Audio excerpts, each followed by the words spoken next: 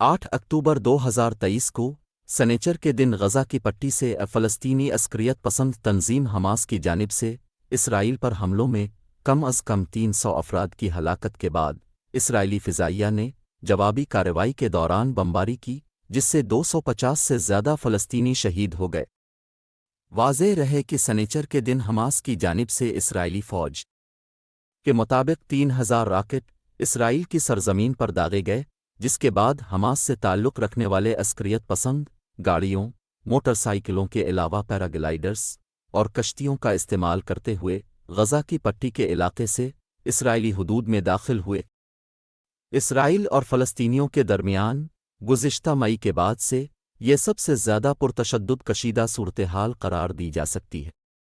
مشرق وسطیٰ کے اس طویل اور خونی تنازع کو دہائیاں گزر چکی ہیں، جس کا مستقبل قریب میں بھی کوئی مستقل حل ہوتا دکھائی نہیں دے رہا۔ یورپ میں یہودیوں کے ساتھ روا رکھے جانے والے سلوک کی وجہ سے صہیونی تحریک زور پکڑنے لگی، جس کا مقصد یہودیوں کے لیے الگ ریاست کا قیام تھا۔ اس وقت فلسطین کا علاقہ سلطنت عثمانیہ کے کنٹرول میں تھا، تاہم پہلی جنگ عظیم کے بعد یہ خطہ برطانیہ کے زیر تسلط آیا، جہاں یہودی بڑی تعداد میں منتقل ہونے لگے، اور یوں مقامی عرب آبادی کے ساتھ تناؤ کا آغاز ہوا۔ برطانیہ اور فرانس نے مشرق وسطیٰ کو تقسیم کیا اور مختلف ریاستیں قیام میں آئیں، تاہم فلسطین برطانیہ کے زیر تسلط ہی رہا، جہاں عرب قوم پرستوں اور صہیونی تنظیموں کے درمیان کشیدگی بڑھنے لگی۔ صہیونی تنظیموں نے عسکری گروہ قائم کر لیے۔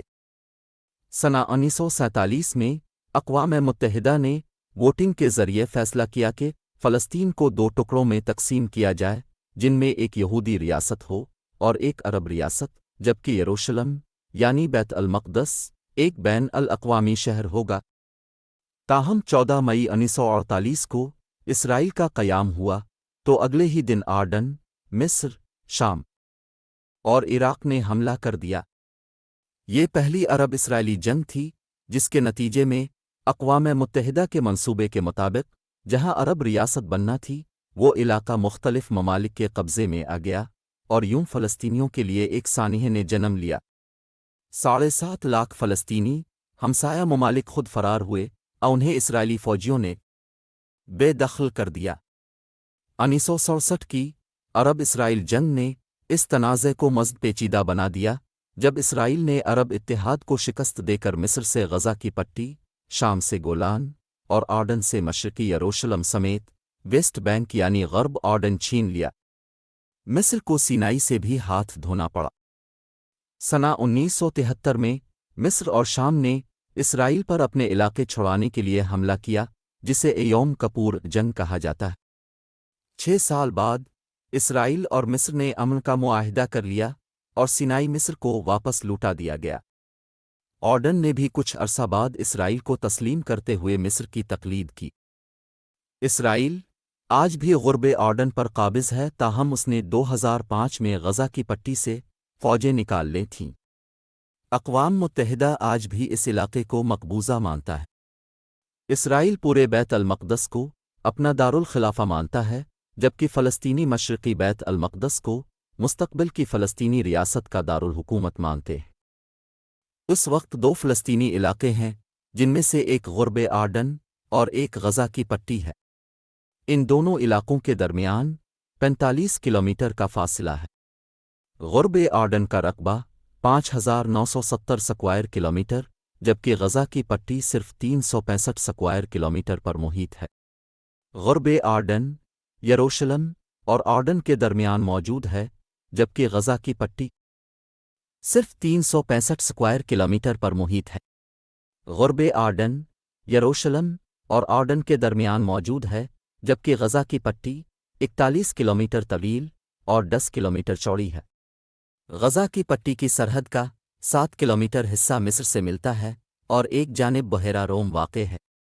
غزہ میں فلسطینی عسکریت پسند گروہ حماس برسر اقتدار ہے، جس نے اسرائیل سے کئی مرتبہ جنگ کی ہے۔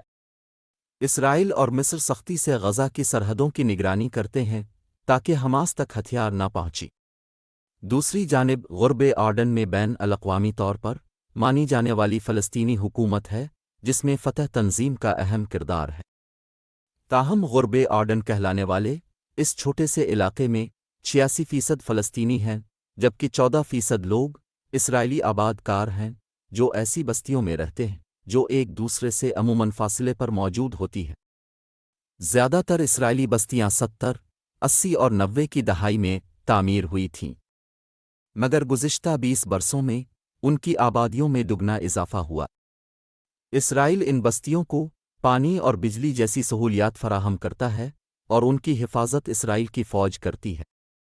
حماس غزہ کی پٹی پر برسر اقتدار فلسطینی عسکریت پسند گروہ ہے جو 2007 میں اقتدار سنبھالنے سے اب تک اسرائیل کے ساتھ متعدد جنگیں لڑ چکا ہے۔ ان جنگوں کے علاوہ حماس نے اسرائیل پر ہزاروں راکٹ داغے ہیں اور کئی حملے کیے ہیں۔ اسرائیل نے بھی حماس کو کئی بار فضائی حملوں سے نشانہ بنایا ہے۔ 2007 سے اسرائیل نے مصر کی مدد سے غزہ کی پٹی کا محاصرہ کر رکھا ہے۔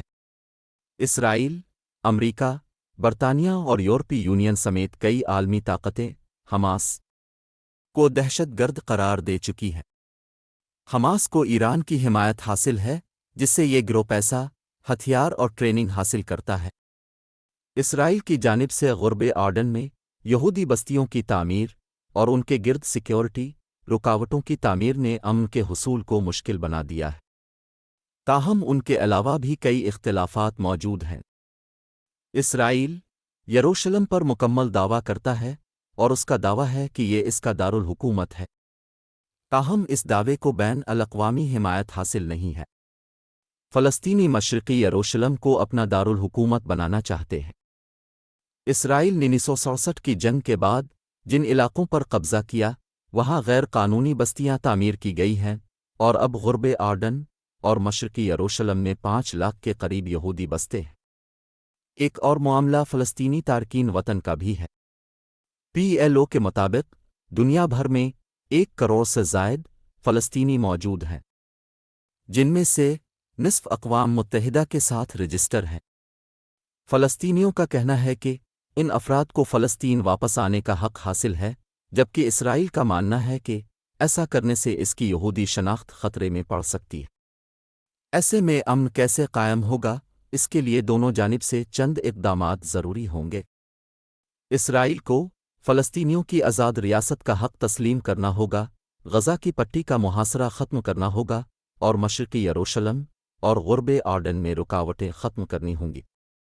دوسری جانب فلسطینی گروہوں کو اسرائیل کے ساتھ سرحدوں، یہودی بستیوں اور تارکین وطن کی واپسی کے معاملے پر بھی سمجھوتا کرنا ہوگا۔